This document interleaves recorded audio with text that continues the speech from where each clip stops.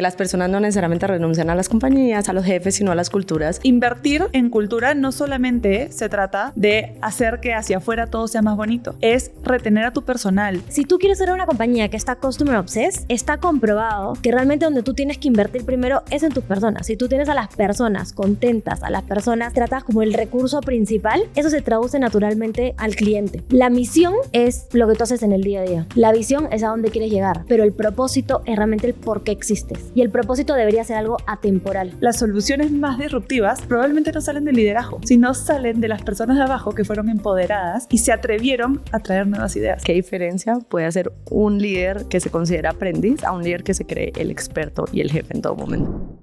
Todos tenemos un superpoder. ¿Sabes cuál es el tuyo? En este podcast exploramos los superpoderes de empresarios, emprendedores y líderes con trayectorias increíbles en el mundo de los negocios. Con ellos vamos a inspirarte a descubrir y liberar tus superpoderes para potenciar tu carrera, tu negocio y tu vida. Somos Fer, Ale y Fresa. Y esto es Superpowers by 3. Hola a todos, bienvenidos a un nuevo episodio de Superpowers by 3. Esta semana tenemos un nuevo formato que se llama Business Superpowers, donde nos enfocamos las tres en conversar superpoderes que tienen o deben tener las compañías. El día de hoy vamos a hablar de uno que es muy importante para nosotras y es donde nos gusta comenzar y es donde de hecho muchos clientes nos están buscando el día de hoy, que es cultura organizacional. Y no me refiero a las frases lindas que aparecen en las paredes, sino realmente a la cultura que refleja lo que quiere ser una compañía, la cultura que trae valor y que trae resultados a la misma compañía. Exacto, y lo que queremos hacer es desmitificar qué es realmente la cultura organizacional y cómo puede hacer una gran diferencia para las compañías en tener equipos motivados o una moral súper baja y cómo puede llevar la estrategia a la ejecución y al crecimiento sostenible o definitivamente hacer que falle.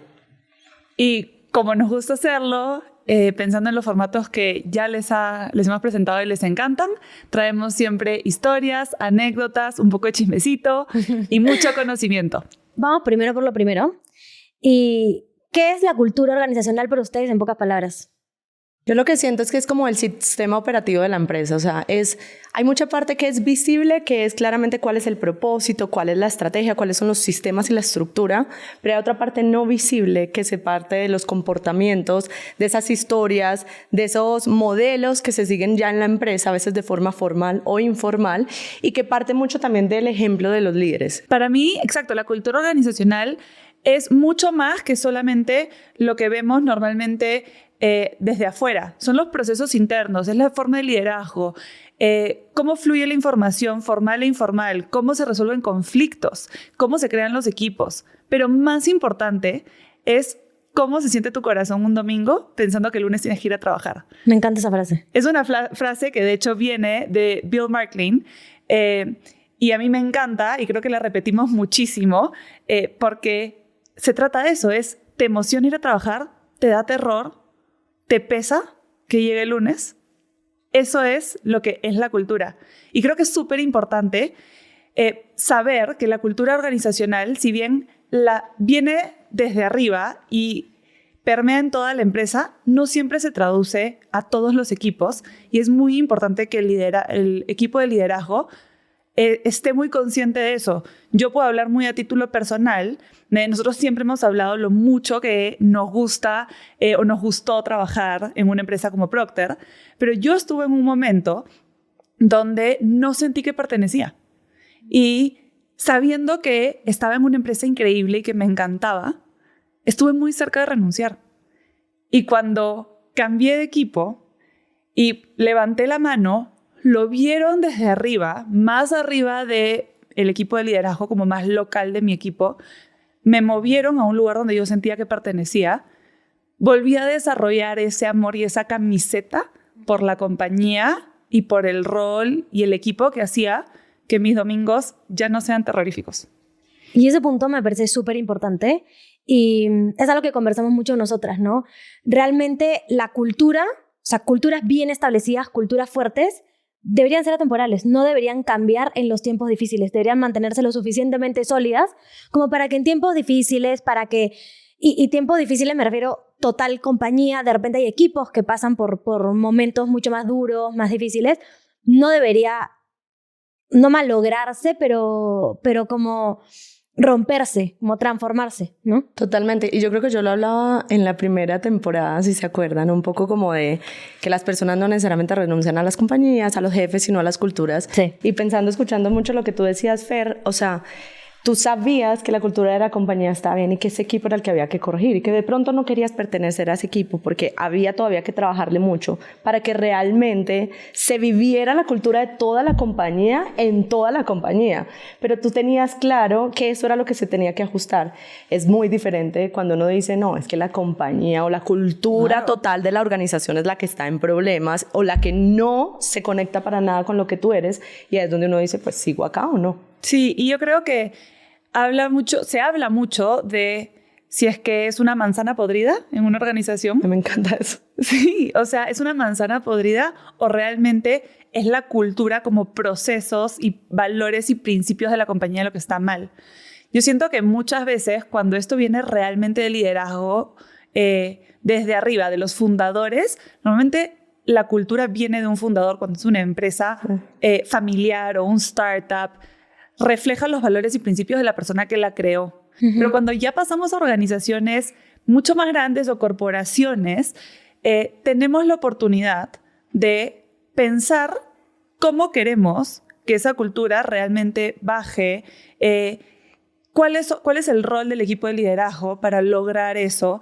Y hay casos muy claros, como por ejemplo en el caso de Uber, donde se hizo una transformación cultural porque los fundadores no estaban, o sea, tenían una cultura ellos donde no había psychological safety para las mujeres, donde los hombres tenían una forma de dirigirse que era muy particular y que no, o sea, ponía a las mujeres en espacios donde no querían pertenecer. Entonces, tuvo que haber un cambio desde arriba para que Uber llegue a ser lo que es hoy. ¿Sabes qué pienso ahí? O sea, yo creo que es súper importante todo lo del equipo de liderazgo y algo que seguro vamos a hablar en toda esta conversación. Pero yo creo que eso no es ni siquiera solo... El equipo de liderazgo es clave y eso lo vamos a hablar un poco de cómo baja la cultura, y es parte que nosotros en los proyectos que trabajamos con nuestros clientes analizamos desde el principio qué es lo que necesita, cuál es el ejemplo que se está dando desde arriba. Pero a mí me parece súper importante entender que desde cualquier posición, así no es en posición de líder, puedes aportar muchísimo y que hay mucha gente viéndote y que tú ya representas una compañía, tú ya representas unos equipos, tú tienes que estar alineado con el propósito, con los valores de la organización.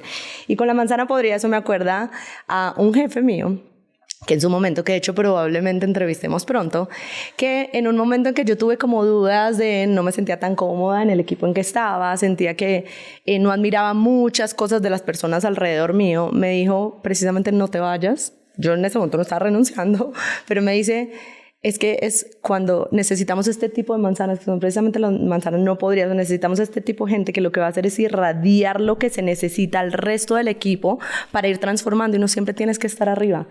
¿Cómo puedes impactar a todos tus peers? ¿Cómo puedes impactar a la gente alrededor? O incluso yo ya no era practicante, a los que están viniendo, de estas generaciones que están viniendo y quieren ver también en la compañía, en su día a día, no solo en lo que hablan como los demás arriba. Estoy completamente de acuerdo. Bueno, y en verdad también queremos escucharlos a ustedes. Creo que nosotros hemos contado de nuestras anécdotas, pero cuéntenos en los comentarios qué cosas han pasado ustedes en sus empresas, en qué momentos han tenido momentos difíciles culturalmente, o en qué momento han tenido un jefe que de repente los ha marcado de una manera espectacular como le pasó a Ale. Cuéntenos en los comentarios que realmente los queremos leer. Súper. Y bueno, a ver, algo que nos pasa mucho con varios clientes es que nos cuestionan de ¿por qué invertir en cultura? ¿No? O sea, ¿por qué invertir en cultura más allá de poner en la pared los valores bonitos? Sino realmente, ¿cuál es el impacto que tiene la cultura en el negocio? ¿Es algo secundario? Eso es algo que nos cuestionan muchísimo. Yo creo que eso es un gran error. Hay una frase también de Peter Drucker, que le hemos usado creo que ya incluso en un capítulo anterior, que dice que la cultura se come la estrategia de desayuno todos los días. Y tenemos datos donde, por ejemplo, como el 60% de los millennials quieren trabajar en una empresa que tenga propósito. Entonces, invertir en cultura no solamente se trata de hacer que hacia afuera todo sea más bonito, es retener a tu personal, es que la cultura, valga la redundancia, sea una cultura de crecimiento, de disrupción, que te va a llevar a que tu estrategia realmente sea ejecutable, y esto va a atar mucho, como todo de lo que siempre hablamos, con lo que vamos a conversar en otro episodio de estrategia. Cherry publicitario, no se lo pierdan. Pero sí, yo creo que está clarísimo que va mucho más allá y no siempre se puede ver una rentabilidad calculada al número, como por ejemplo en el episodio de construcción, que podían decir, no, por cada $1 que nosotros invertimos, el retorno fue de 3, sino que realmente son cosas que tú no puedes cuantificar, como la curva de aprendizaje, el valor, el conocimiento, ese nivel de disrupción que puede tener tu gente. No se puede, yo creo que no se puede cuantificar en el corto plazo, pero hay muchos estudios, o sea, de McKinsey, de Forbes, de Harvard, que lo que muestran es, de hecho, hablando en Top 500 Companies, que es las empresas que invierten más en desarrollar la cultura, en crear los capabilities correctos en el equipo, los sistemas para que la gente realmente traiga lo mejor de sí, tienen resultados 20% mejor. Y los números también son muy similares en retención de talento. Entonces, si realmente tú estás perdiendo todo el tiempo talento y lo tienes que reentrenar, recapacitar, los costos van a ser altísimos. No solo costos económicos, sino claramente se va a tener impacto en que las ventas van a bajar y los resultados no van a ser los mismos. Y eso pasa también mucho en, ¿quieres conseguir o no el mejor talento que existe en el mercado? Lo primero que van a entender, créame, que va a llamar a mucha gente y decir, ¿cómo es la cultura de la organización? ¿Vale la pena todo lo que quiero entregar a esa compañía y que realmente hace match con lo que yo necesito o no? Entonces yo sí creo que es clave y que sí hay números que lo respaldan, pero es importante mucho lo que dice Fer, porque nos pasan con clientes que quieren ver como un resultado inmediato. No es inmediato, porque la cultura no es un trabajo de corto plazo. La cultura es un trabajo que toma muchísimo tiempo y es de desarrollo continuo, o sea, nunca para. Entonces sí, definitivamente es más una apuesta a mediano y largo plazo. Sí, y tomando un poco lo que decían nuestros invitados, ¿no? Y si nos han escuchado en la primera temporada, suena igualita a mi papá. Pero cuando uno produce un polo, una lata de Coca-Cola, sabes exactamente cuánto te cuesta. Entonces, cuando tienes a una empresa o un líder que viene y te dice, pues quiero saber exactamente cuál va a ser el retorno de mi inversión, sí, es muy difícil cuantificarlo. Es un retorno a largo plazo que probablemente en el pérdidas y ganancias y el balance general de este año no se va a ver. Claro. Pero, al igual que la innovación, es algo de, si no inviertes en tu cultura ahora, vas a desaparecer. Totalmente. Total. Es decir, si tú no inviertes en tu cultura, se traslada a no invertir a la larga en productividad, no invertir en retención de tu gente, no invertir en el desarrollo de tu gente. Y eso al día de hoy en el mundo de los negocios te vuelve irrelevante, te convierte en una empresa totalmente irrelevante. Sí. Tú puedes remunerar a tu gente, pagarle también como quieras. Yo me acuerdo que eso lo aprendí de un mentor. Me decía, no importa, o sea, tú le subes el sueldo a alguien y va a estar contento un mes, de repente 2. Después va a estar pensando que quiere de nuevo que le subas el sueldo. Lo que suma en el día a día y lo que hace que tú te quieras levantar e ir a trabajar es cómo te sientes mucho más allá del sueldo, y de repente es un poco anecdótico, pero cuando yo me cambié de trabajo, por lo menos, nunca he mirado realmente cuál era el paycheck, y incluso he tomado como cortes salariales por moverme a empresas que estaban más alineadas con los valores y principios que yo tenía. Totalmente. Ya pensando un poco en los que nos están escuchando, dicen, me interesa invertir en cultura, ¿por dónde empiezo? Eso es súper importante, y si quieres ahí pensemos un poco como nosotros lo hemos vivido. Nosotros en 3 Consulting estamos trabajando muchos proyectos de transformación cultural de diferentes compañías, y con todo lo que hemos dicho yo creo que conecta con que lo primero que analizamos es realmente cuál es ese propósito de la compañía, ese why. Y ese propósito tiene que viajar súper claramente a que la gente y toda la organización se conecte. Con ese propósito y unos valores muy claros definidos es lo que tú ya puedes ir a cómo esto baja a través de los sistemas, a través de la estructura, a través de los comportamientos y como las reglas formales y no informales que se van a ir trabajando en la organización. Lo que tú tienes que ver es, para eso que queremos, ese propósito que nosotros tenemos y con esos valores, qué tipo de equipo, qué tipo de comportamientos, qué tipo de estructura y sistemas tenemos que tener. Por ahí es como que el punto de partida que lo venimos trabajando mucho, y a partir de ahí claramente se desplegan muchísimo trabajo. Yo creo que acá vale la pena que empecemos a hablar un poquito de los elementos más importantes que trabajamos siempre cuando tratamos de cultura organizacional. Solamente pido disculpas por mi hojita, porque he hecho mi tarea y he traído mis ejemplos exactos, porque en verdad esta parte creo que a las 3 nos apasiona mucho. Y por donde yo quiero comenzar a hablar, un elemento muy importante es People First and Customer Obsessed, que es tratar a las personas primero y estar obsesionado con el cliente. Y las personas, primero me refiero a que las personas no tienen que ser un recurso más en la compañía, sino el recurso que trae más valor a la compañía.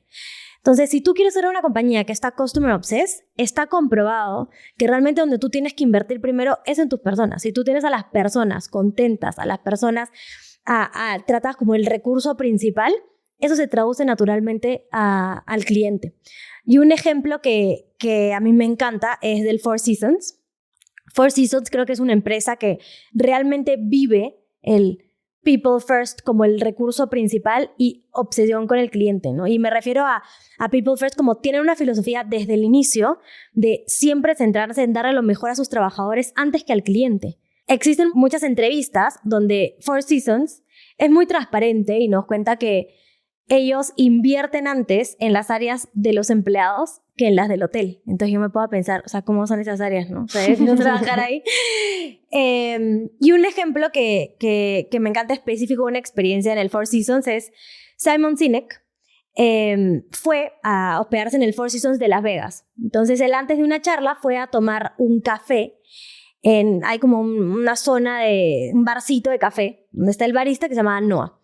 Entonces Simon se acerca a pedir el café y él cuenta, ¿no?, que disfrutó tanto pedir ese café porque Noah, el barista, le hizo tan lindo el tiempo, pero no es algo forzado, no es como él sentía que querían conversar con él, o sea, él caminaba, sentía que lo saludaban, que de verdad querían saber cómo había sido su día, que era muy transparente, sentía que estaba hablando con un amigo en su cocina que le estaba haciendo el café, ¿no? Y él dice, dejé 100% de tip, o sea, como se impactó.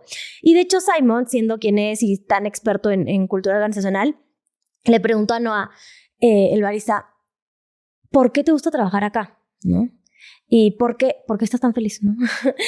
Y Noah le dijo, amo mi trabajo, ¿no? Y eso es algo que a Simon y a mí también me impacta como, normalmente uno responde, no, me encanta porque me dan no sé qué. O sea, la respuesta de Noah fue, amo mi trabajo. Simon le dijo, ¿cómo así? Y no explica, ¿no?, que acá es muy diferente a otros trabajos en el mundo de la hotelería. Acá todos los managers, no solo su manager, sino todos los managers se encuentran al servicio de los demás. Ellos pasan no buscándote errores, sino preguntándote, ¿qué puedo hacer por ti? Oye, no, ¿qué puedo hacer para hacer tu trabajo más fácil? ¿Tienes todo? Listo, sonriendo. Es un ambiente donde motivan que las personas sean ellas mismas.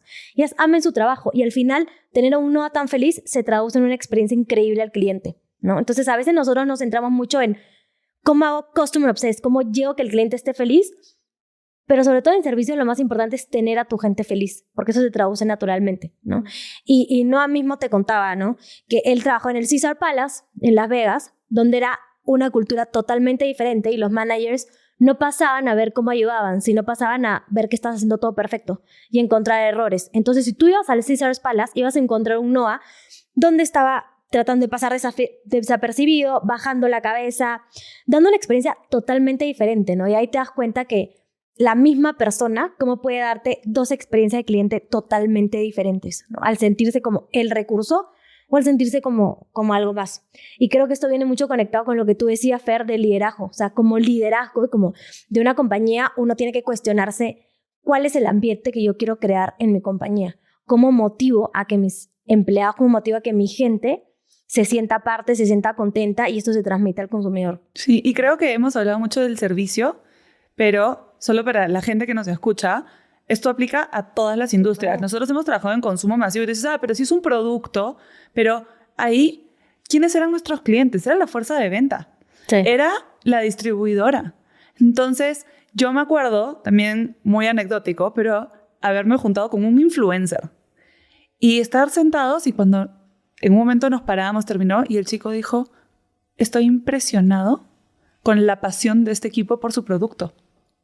Porque realmente están convencidos que nosotros vendíamos lavavajillas. Exacto. Pero él decía, están convencidos de que este lavavajillas le va a cambiar la vida a las amas de casa. Totalmente. Y parte de la cultura era que nosotros estemos tan enamorados de los productos que realmente emanemos eso hacia un influencer, hacia la fuerza de ventas, ¿no? Y hacia los consumidores, porque finalmente como trabajador o empleado eres un embajador de la marca. Creo demasiado en eso porque yo creo que al final tú tienes que pensar si el consumidor o el cliente en este caso es prioritario cuál es la cara, o sea, como que cómo se ve la cadena completa de esas personas, cómo tienen que presentarte ante el cliente. Yo creo que todos tenemos mil experiencias de cuando llegas. Hasta ayer que estábamos imprimiendo unas copias, cuando la gente odia su trabajo, cuando realmente no hace parte de una empresa y no se siente conectado, ¿cómo se transmite eso completamente al cliente? Y hay una frase que me encanta de Ale, cuando nosotros tomamos un curso en Harvard de transformación cultural. Y nuestro profesor, que si nos estás escuchando, te admiramos mucho. No nos va a entender. No nos va a entender porque habla solo inglés. Pero bueno, Lauren, we love you. Lauren Ruiz dijo una frase que se me ha quedado marcada en la vida. Y él dice, ¿cómo tratas a tu gente como el principal recurso? You take out of people's shoes the pebbles. Y es, quita las rocas, quita las piedritas de los zapatos de la gente. Y es algo que me hizo pensar mucho el ejemplo de Noah. Y es un ejemplo que particularmente yo tengo muy presente porque uno de los mejores jefes que yo tenía en mi vida me enseñó este refrán en la vida real. O sea, si bien no era la persona de repente más carismática... algo de carisma tenía, te casaste con él. Sí. Mariano, te amamos. Pero él realmente se centraba siempre en preguntarme qué es lo que yo necesito, qué necesita que me habilite, cómo me ayuda a lograr los resultados, las metas que yo tengo puestas, ¿no? Y es algo que yo admiré muchísimo desde el día 1 que lo conocí y hasta el día hoy, que de hecho lo traslada y lo tengo de primera mano a su vida personal, ¿no? O sea, y es algo que me llevo también, ¿no? O sea, él no solamente es así dentro del trabajo, él realmente lo ha tomado como filosofía, lo pone en nuestra casa ahora con nuestro hijo, o sea, realmente es algo que siento que te cambia totalmente la visión, te cambia totalmente la forma de trabajar y al final te motiva mucho más a no solamente hacerlo por ti, sino también por el equipo, también por tu jefe, ¿no? Hay varios elementos que son súper claves que se llaman como que cuáles son esos elementos que pueden hacer una cultura tóxica o dañar una cultura. Y vienen como mucho de qué tipo de managers puede ser muy dañino. Y hay dos, mientras hablabas, que me acordaba, hay muchos elementos, pero hay dos como claves y uno es micromanagement. Y es precisamente cuando no estás al servicio de tu gente para quitar piedras, para liberar, digamos, problemas y precisamente ayudarle a crecer y a tener el mejor resultado, sino que al contrario, solo quiere estar revisando, genera que la persona se sienta poco confiada, poco empoderada para traer sus mejores ideas y ahí genera mucho bloqueo. Sí. Y la otra es precisamente que se dice necesitamos menos managers y más doers, los que creen que solo son managers para que su equipo esté a su servicio, cuando un líder y un manager tienen que estar al servicio de su equipo por los resultados que necesita la compañía. Definitivamente eso es súper importante. Total. 100%. Y bueno, otro punto, aparte de People First, que conecta mucho con People First para mí, que es el segundo elemento, es tener un inspiring purpose y una story clara, o sea, un propósito claro. Y está comprobado que las empresas que tienen propósitos claros son a la larga mucho más rentables, retienen mejor personal, o sea, demuestran mejores resultados, ¿no?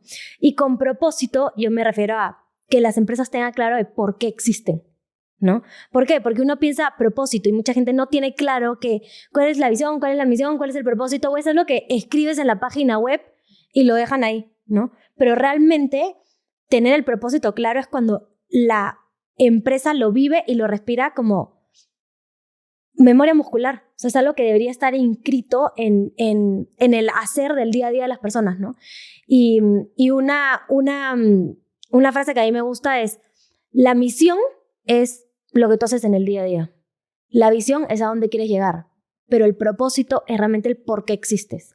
Y el propósito debería ser algo atemporal, porque la visión y misión, según Data, dura más o menos de 3 a 5 años. Y esto va a cambiar dependiendo del liderazgo. O sea, si cambia el liderazgo y tiene otra visión de negocio, otro camino, eso va a cambiar. Pero realmente el propósito debería ser atemporal, debería ser el corazón de la compañía, y eso es lo que no debería cambiar nunca. Y porque el mundo cambia, ¿no? El contexto. El mundo cambia, cada día cambia más rápido. Entonces, de nuevo, llevándolo a lo que yo hacía, yo puedo vender lavavajillas y lo puedo vender en pasta, en líquido, o traer una máquina que lave platos por sí sola. Pero finalmente el propósito no es lavar los platos, el propósito era mejorar la calidad de vida en esos momentos duros de las tareas del hogar. Uh-huh. En la construcción, estás generando espacios de vivienda, estás generando mejor calidad de vida. El hotel no existe para que hayan cuartos y la gente pueda viajar, es para realmente brindar un servicio. Entonces, la forma de hacerlo va a cambiar, pero lo que tú quieres lograr en el fondo, eso no cambia nunca. Me encanta lo que dices porque, o sea, creo que el propósito debería ser la razón por la que las personas se conectan con la compañía. Totalmente. Y sobre todo el propósito es. Y el propósito es mucho más fuerte cuando tú como empleada de la empresa te conectas de una manera personal y emocional. O sea, yo estoy segura, Fer, que tú estás muy conectada con ese propósito y al final es lo que te mueve, ¿no? O sea, dices, va mucho más allá de solamente querer llegar a tu target, ¿no? O sea, estás como buscando una solución más allá y al final eso es lo que, bueno, vamos a hablar más adelante, pero lo que te trae mejores soluciones, mejor innovación, más productividad. Ahora, qué importante que ese propósito realmente lo sepan escribir y lo sepan comunicar y sepan viajar a través de toda la organización. Sí. Porque como decía Fer, a mí me pasó mucho, yo también vendí mucho lavaplatos, detergentes, y yo no sentía que yo estaba vendiendo solamente una solución para tener tu camisa más blanca, o yo sabía que yo estaba vendiendo justo para mejorarle la vida a esas mamás que no quieren dedicarse solo a esas tareas del hogar y quieren poder tener más tiempo para ellas, más tiempo para su familia, que la definición de que su hijo vaya con una camisa blanca le ayuda a definirse a ella en su orgullo personal como mamá y como parte de su familia. Pero cuando uno lo conecta, yo de verdad sentía que estoy transformando el mundo. Uh-huh. Ahora, cuando tú lo hablas con mucha gente, a veces no sabe decirte el propósito de la compañía. Así que yo pienso que los que no tienen propósito ahorita como tan claro, realmente busquen, o los que están formando empresas o tienen un equipo. No es lo mismo decir a tu equipo la solución, vendamos jabones. Realmente, ¿qué es el propósito? ¿Qué es lo que quieres transformar? ¿Qué es lo que quieres lograr? Y cómo eso viaja y cala en cada una de las personas de tu equipo, entendiendo el contexto de esas personas para que conecten mucho mejor. Y lo vamos a ver, o lo hemos visto, ya no sé en qué orden van los capítulos, pero el mundo está cambiando tan rápido que ahora con la inteligencia artificial, la tecnología, esas soluciones van a cambiar cada vez más rápido. Total. Entonces, nosotros hemos hablado de productos que usan las personas, pero pensando, por ejemplo, en los chatbots, ChatGPT, Gemini, Copilot y todo lo que va a venir después, si esas empresas se quedan pensando en yo solamente, mi objetivo es ser un chatbot, no, ellos están pensando, o sea, tú miras la visión, la misión y el propósito de Elon Musk. El propósito de Elon Musk es hacer de la raza humana una especie interplanetaria.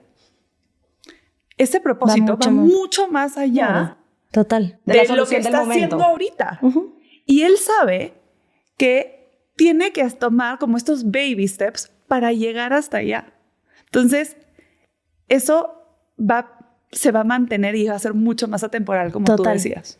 Y una pregunta que ahí se las dejo para todos los CEOs, para las cabezas de compañía, para las personas que en puestos de liderazgo que están buscando un cambio es, no se pregunten solamente cuál es mi propósito, cómo lo encuentro, sino cuando encuentre mi propósito, cómo es que hago que esto se integre a la organización, cómo hago que esto baje y permee en todos y se vuelva algo como parte de ellos. Como decíamos, nosotros ya no estamos en Procter y lo tenemos muy claro, ¿no? Entonces, eso es algo que sí les dejo para que reflexionen. Y hay un ejemplo que quería leer, porque creo que es un propósito que, o sea, así no lo pensemos, todos lo sabemos y lo tenemos muy, muy claro, que es una marca que yo siento que respira el propósito muy fuerte, que es Harley Davidson. ¿Cuál es el propósito de Harley Davidson? Y creo que todos lo tenemos claro, no es vender motos, o sea, es dar libertad. Y de hecho, lo que ellos dicen, lo he traducido, por favor, es cumplimos sueños de libertad personal. En nuestro propósito, y lo tomamos muy en serio, libertad es para cada persona diferente, pero es el vínculo que nos une a todos, proveedores, clientes, empleados, dueños. Entonces, cuando uno compra una Harley Davidson, y creo que Harley Davidson es una marca que todos, como yo no soy cliente, pero vivo su propósito, es libertad. Cuando tú compras una Harley Davidson, cuando te compras la casaca, el gorro, estás comprando una libertad, y libertad tiene una expresión diferente para todos, como dicen ellos, ¿no? Pero es al final lo que ellos te ofrecen libertad, lo que sea para ti libertad. Así Total. Antes de pasar seguro al siguiente tema, hay algo que voy a retomar de un episodio que a mí me encantó, que de hecho es con el papá de Fer, la primera temporada, y justo me acordé mucho que él decía, es muy diferente cuando tú le preguntas a alguien qué haces y él no dice, yo hice X tarea mi tarea de este proyecto, no, yo construí ese edificio. Yo realmente entregué esto, Exacto. el edificio más grande a mi país. Eso es totalmente diferente. Entonces, ya como para cerrar un poquito y retomando uno de los episodios que más me gustó de la primera temporada, ahí nos ayuda a ver cómo se vive ese propósito en el día a día. Hay un ejemplo que escuché hace poco y me gusta mucho, que es de Ashley Grace, una consultora especialista en cultura. Y ella trabaja con empresas gigantes, ¿no? Y ella cuenta que está yendo a hacer una charla, de hecho una TED Talk, y lo dice en su TED Talk. Y estaba tarde. Entonces se subió a este avión, la aerolínea es Delta, y ella como que se veía súper agitada. Entonces llegó y había esta aeromoza que estaba sentadita y se estaba quedando dormida. Pero apenas ella entró, como que se levantó y le sonrió, ¿cómo estás? ¿Qué tal? Feliz, bienvenida. Y Ashley como, wow.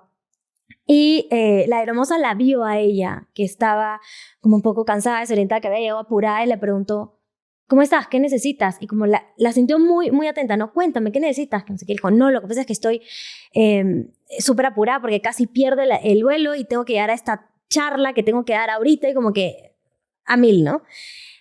Y esta hermosa le dijo, ya, ¿y cómo corriste de tu casa? ¿No has comido nada? No, nada.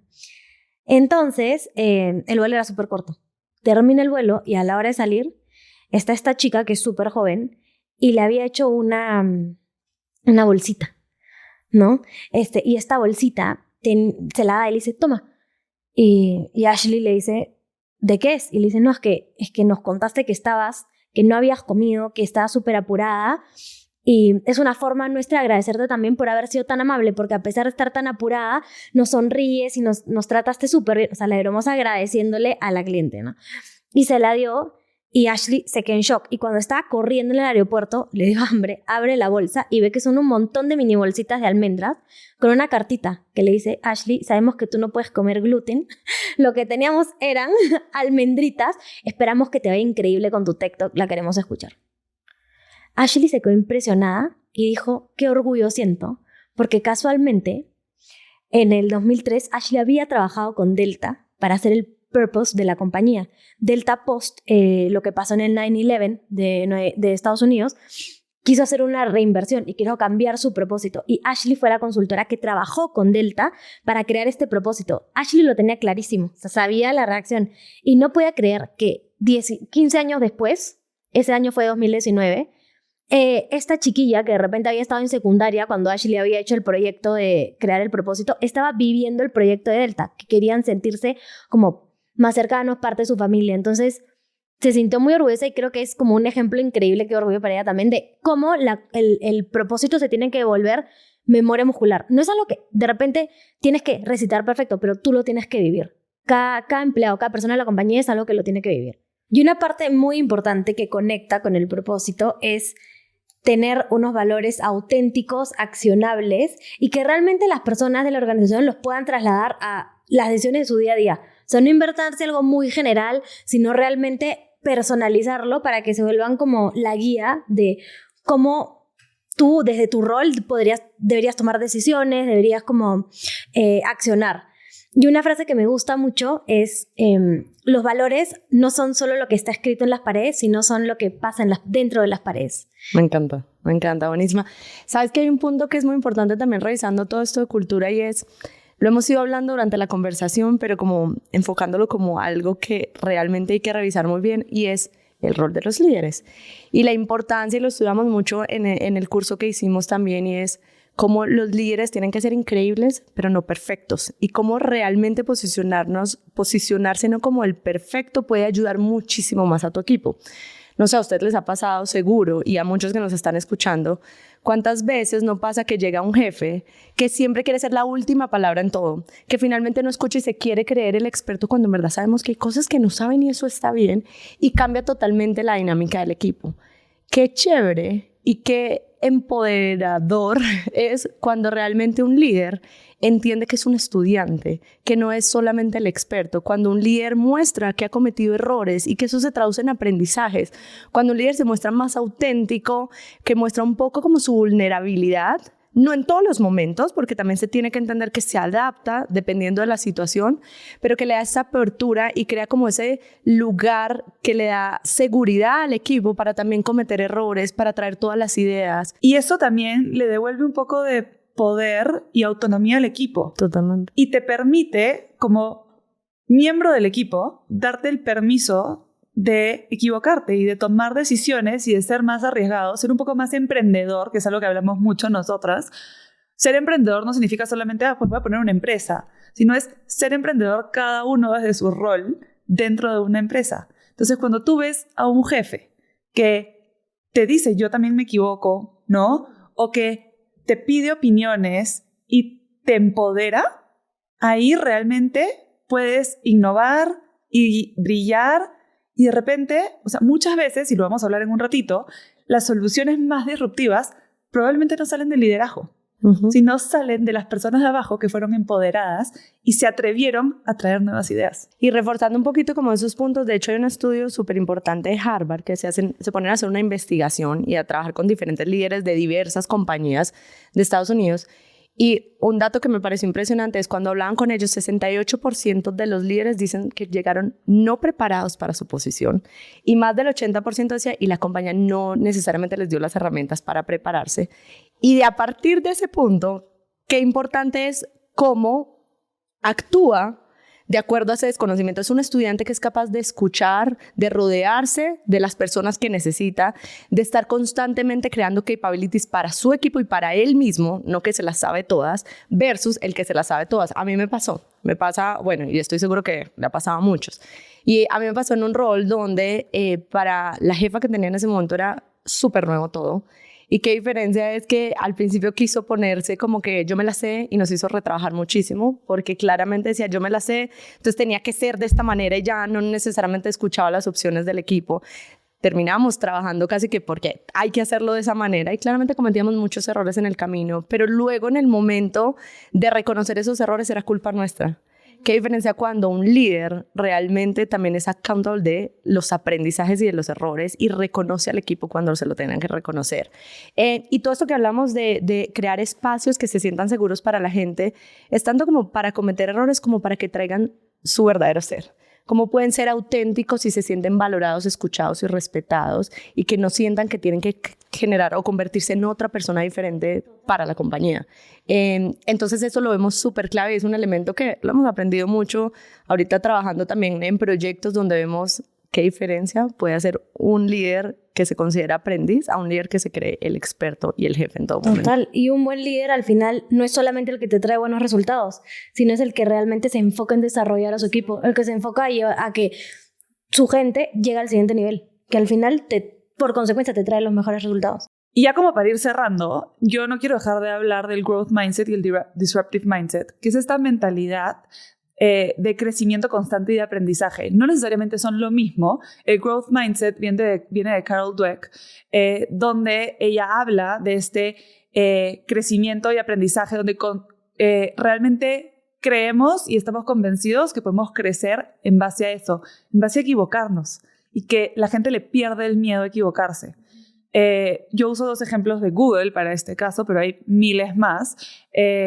En el caso del growth mindset, Google tiene, por ejemplo, estos blameless postmortems, donde ellos se equivocan, pero a diferencia de una cultura donde le echas la culpa al equipo o a una persona, no hay un culpable, sino que si un proyecto fracasa o no está yendo a la velocidad que debería ir, se hacen estas sesiones donde se evalúa el proyecto como tal en vez de ir hacia una persona, un empleado o un equipo dentro de la organización, ¿no? Y por otro lado, tenemos el que a mí más me gusta, que es el disruptive mindset, que es lo que nos permite, sobre todo hoy, en la era que estamos viviendo, continuar creciendo.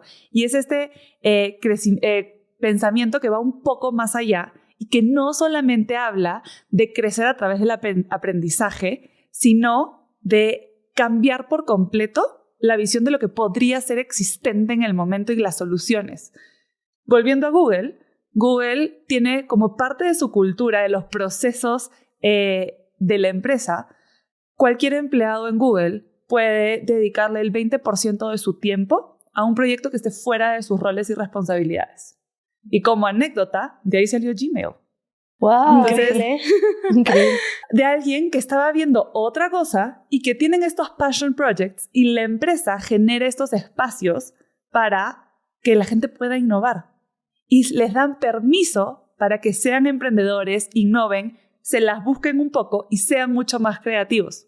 Entonces, el Disruptive Mindset nos permite realmente romper las barreras de todo lo que teníamos pensado para permitirnos crecer. Y en un mundo donde la tecnología avanza, y lo vamos a ver en otro capítulo, pero se habla de que vamos a llegar a la etapa, al momento de singularity, donde vamos a poder realmente hacer un merge con la tecnología al 100% dentro de, dijeron 2045, o sea que lo vamos a ver y no vamos a ser muy mayores.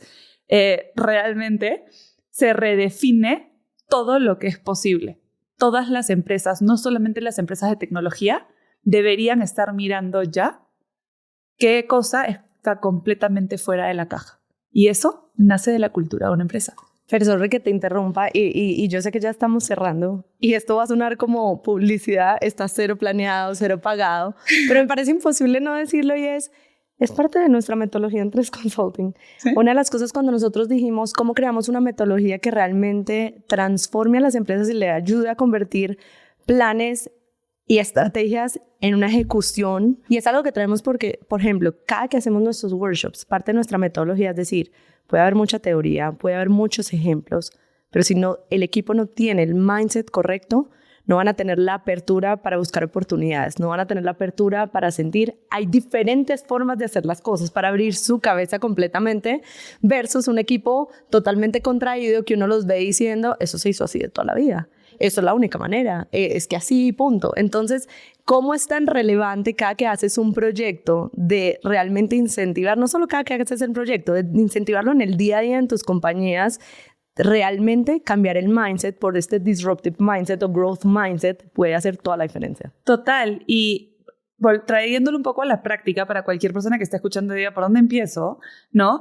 Yo creo que hay como también 3 pilares muy rápido. El primero son los valores y los comportamientos. Cómo realmente fomentas que tu equipo experimente, que tengan curiosidad y que estén muy abiertos al cambio. El segundo son los procesos y los rituales dentro de la empresa, ¿no? Como les decía con Google, ¿cuáles son esos espacios donde pueden probar? En una empresa de repente que no necesariamente tiene que ser tech, pero que hayan hackathons o que hayan estos espacios de, se llama moonshot thinking, ¿no? Que es realmente, o sea, un moonshot es algo que se va a ir, ¿no? Y como te dicen... ¿Cómo llegas a la luna? Y si no llegas a la luna, you'll land on the stars, ¿no? Pero es cómo me voy hasta allá. Y finalmente, cómo dentro de los sistemas de incentivos se reconoce a la gente que aprende de los errores y que está dispuesto a arriesgar en vez de la gente que se queda dentro de su cuadrado. Total, total. Y en línea con eso, queríamos dejarle una tareita y es llévense a los que nos están escuchando dentro de sus roles, dentro de sus equipos, pensar cómo, no como empresas, no piensen necesariamente en la empresa, cómo su empresa puede cambiar, sino cómo ustedes pueden generar acciones de cambio con lo que han escuchado hoy día, ¿no? Y cuando piensen eso, llévenlo a 10x, ¿no? Entonces, vuélvanselo a cuestionar una vez, vuélvanselo a cuestionar 2 veces, vuélvanselo a cuestionar 3 hasta 10 veces, porque ahí es donde realmente van a salir las buenas ideas y realmente van a salir los cambios y realmente sale el mind shift. Claro, o sea, cuando estamos hablando de este moonshot thinking, y esto es algo que también se usa mucho, nosotras lo hemos aplicado, ya no estamos hablando de voy a crecer 10% el próximo año, voy a indexar 110 o 120. Cambiemos ese por ciento por X. Exacto. Ya no voy a crecer 10%, voy a crecer 10X. Ahí está el reto. ¿Cómo me transformo? ¿Cómo te transformas? Que se necesita, claro. Así es.